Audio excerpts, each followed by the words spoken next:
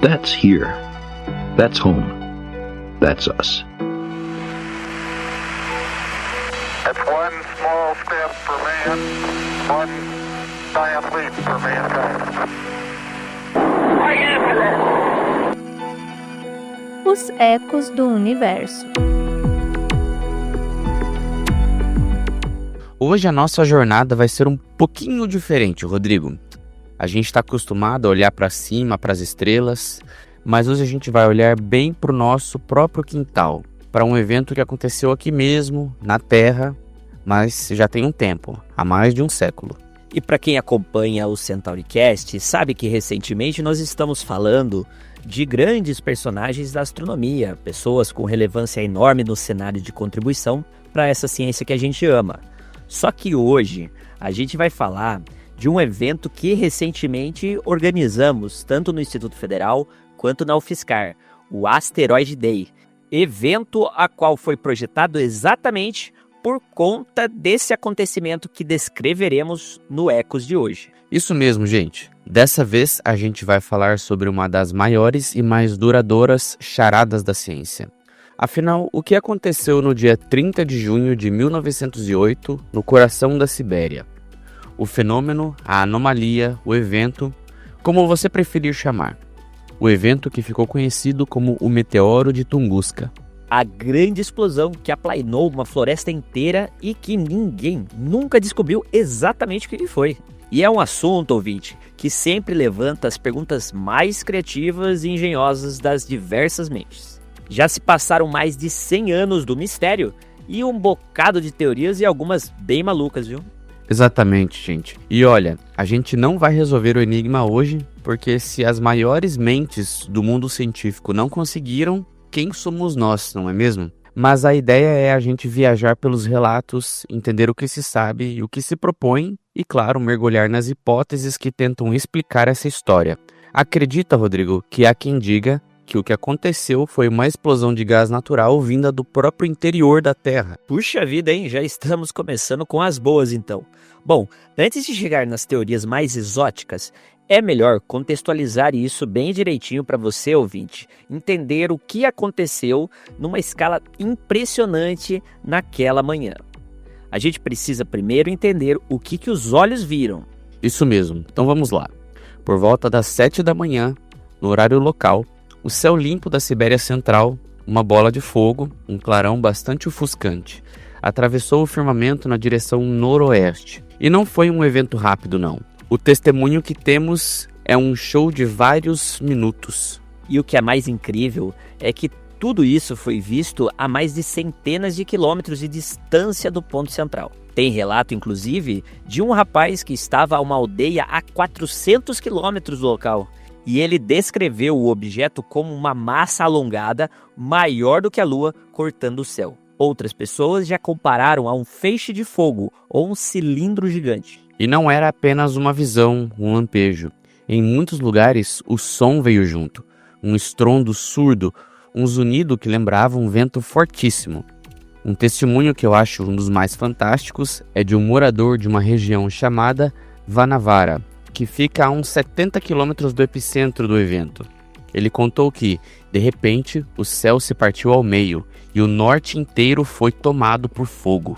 E o calor que ele sentiu foi tão intenso, pessoal, que ele chegou a pensar que a própria camisa dele estava pegando fogo.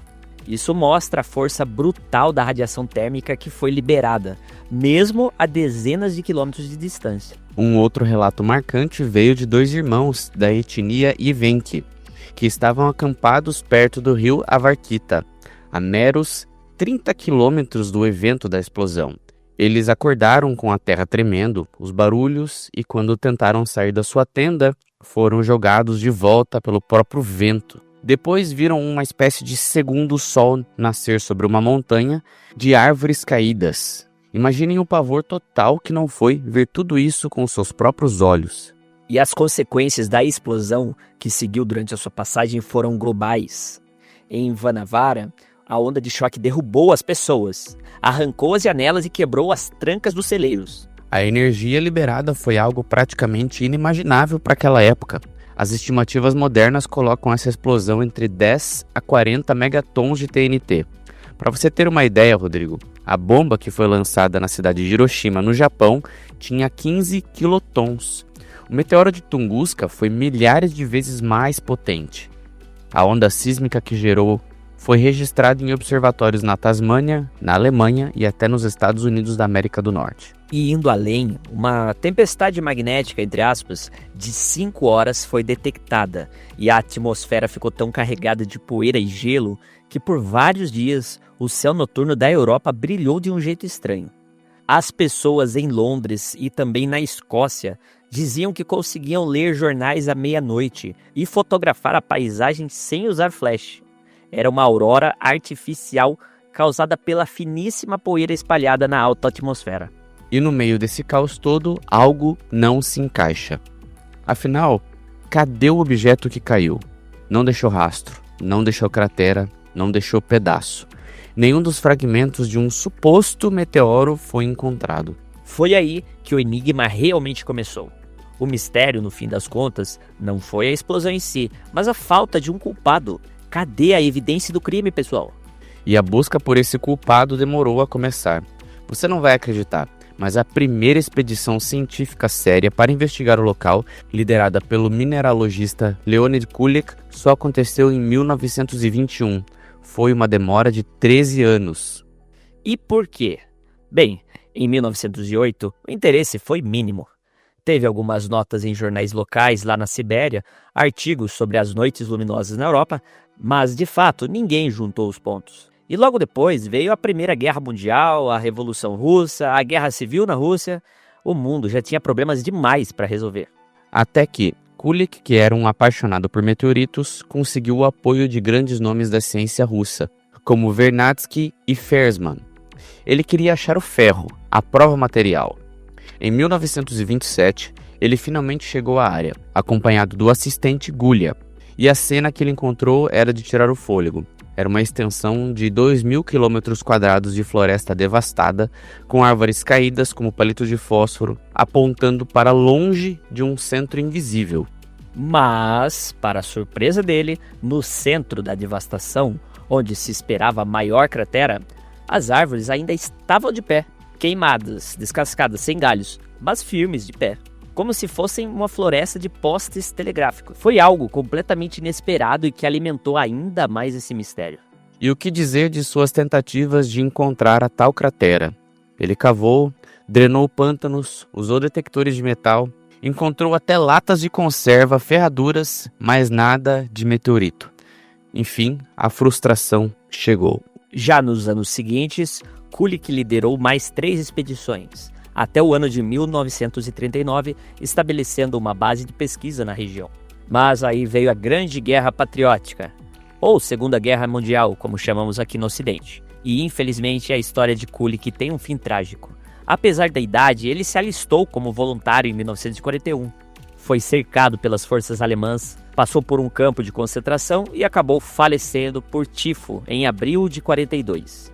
Um herói e um mártir da ciência. Realmente uma história muito dura, Rodrigo, e que é compartilhada por milhões de outros russos. Mas o trabalho não parou. Depois do fim da guerra, nos anos 50, o Comitê de Meteoritos da Academia de Ciências da União Soviética, o famoso Comet, liderado pelo geoquímico Florensky, retomou as investigações. Eles fizeram descobertas importantes. Revelaram que, na verdade, a explosão foi aérea, a uma altitude entre 6 e 11 quilômetros de altura. O padrão de distribuição era uma forma de borboleta, quando olhava de cima no mapa. Essa forma revela que o objeto veio em uma trajetória muito inclinada e explodiu no ar. O que se encontrou de material estranho foram algumas esferinhas microscópicas de magnetita e silicatos, espalhados pelo solo. Mas o Comet chegou a uma conclusão frustrante em 1962, de que a hipótese do cometa não tinha provas sólidas. Foi aí que o novo grupo entrou em cena, a Expedição Complexa Amadora, ou KSE, formada por cientistas e entusiastas da Universidade de Tomsk, a partir do ano de 1958. Eles são uma organização não formal que existe inclusive até hoje, com seu auge lá nos anos 60, 70 e 80, publicando dezenas de trabalhos científicos. Eles adotaram uma abordagem diferente, a de não se apegar a uma teoria, mas coletar o máximo de dados possíveis e analisar tudo. E foram eles que, durante décadas, refinaram o mapa da devastação, estudaram o solo, a vegetação e os efeitos biológicos do evento. Por exemplo, eles notaram que as árvores que sobreviveram ou que nasceram depois do evento cresceram num ritmo 3 vezes mais rápido do que o normal. E os cientistas notaram também outras anomalias, como mutações em formigas e em dáfnias, que são aqueles pequenos crustáceos de água doce. O que causou isso? Radiação? Algum produto químico liberado? Ninguém sabe. E o aumento do crescimento? Alguns atribuem ao fato de a madeira morta ter virado adubo, mas as mutações genéticas são muito difíceis de explicar. E até hoje, as expedições ainda continuam. Em 1995, a região virou a Reserva Natural Tunguska, e as visitas de estudos são constantes. Mas o grande troféu, que seria um fragmento do objeto, jamais apareceu. Falando em fragmentos, a busca por eles foi obsessiva. Lembra do Kulik, que falamos um pouquinho mais cedo? Ele, por exemplo, ficou fascinado por uma depressão no terreno que ele chamou de Cratera Suslov, em homenagem ao amigo explorador. Em 1929, Kulik convenceu a equipe a cavar uma trincheira de 38 metros de comprimento e 4 de profundidade para drenar a água. Depois de 1 mês e meio de trabalho duro, o que encontraram no centro da cratera seca? Um toco de árvore. A cratera era só um fenômeno natural de permafrost. E as esperanças se renovaram com o Lago Tcheko, que tem uma forma redonda e parece uma cratera.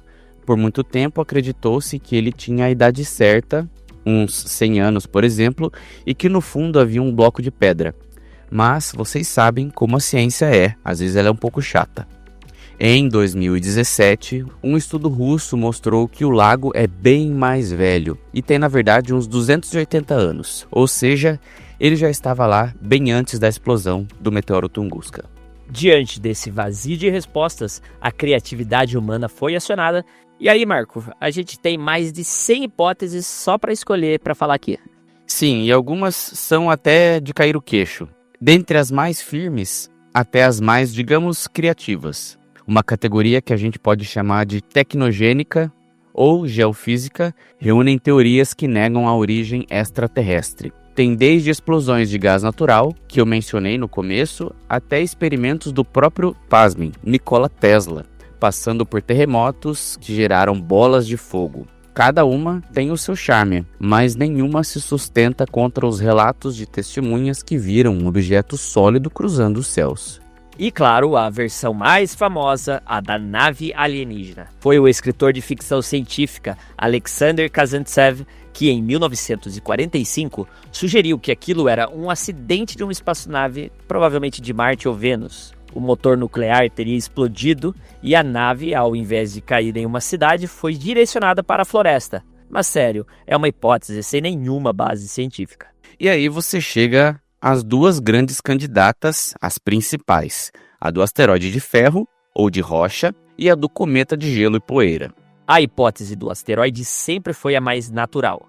A ideia de que uma grande rocha espacial explodindo no ar. E isso pode ter acontecido de fato. O meteoro de Chelyabinsk, que a gente viu em 2013, explodiu com a força de 500 quilotons. Mas no caso de Tunguska, cadê os pedaços dos meteoritos? Existe uma variação curiosa.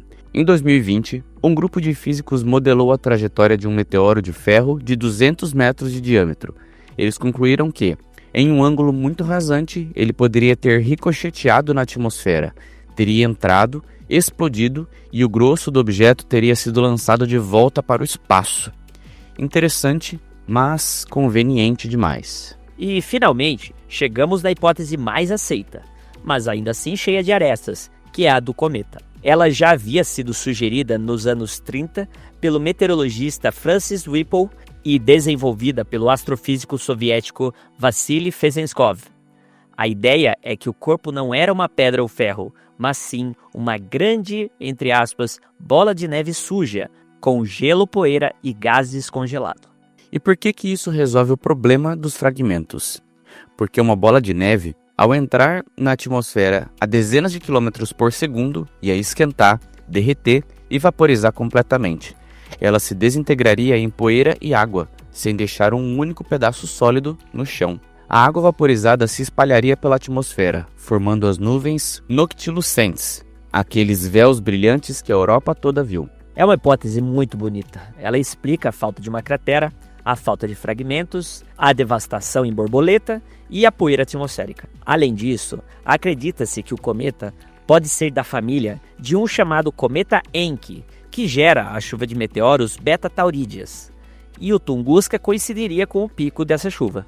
Porém, e sempre temos um porém, se a trajetória do objeto é a que a gente conhece, um cometa teria se desintegrado muito antes, numa altitude muito maior do que a que o evento aconteceu.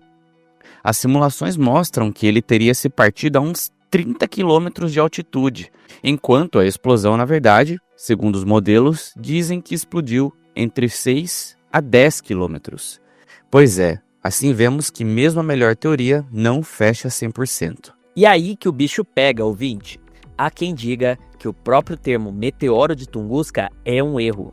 O pesquisador Nikolai Vassiliev resumiu perfeitamente a situação com uma frase que ficou muito famosa. Nas palavras dele, e aqui eu o cito: "Sabemos muito sobre como foi, mas ainda não sabemos o que foi." E pensar que, por um triz, a história da humanidade poderia ter sido outra. Se a trajetória tivesse sido um pouquinho diferente, se o objeto tivesse entrado na atmosfera 4 horas antes ou 4 horas depois, o epicentro do estrago seria em uma cidade como Smolensk, Velik Novgorod ou em São Petersburgo, onde eu vivo hoje. O que nos leva a pensar, será que a gente está, hoje, realmente preparado para uma repetição de evento como esse de Tunguska? Sabe, Marco, essa sua pergunta é mais atual do que parece. E não é coincidência que a gente esteja falando desse tema hoje. Porque recentemente nós tivemos o dia 30 de junho, a data a qual em 1908 o evento de Tunguska aconteceu.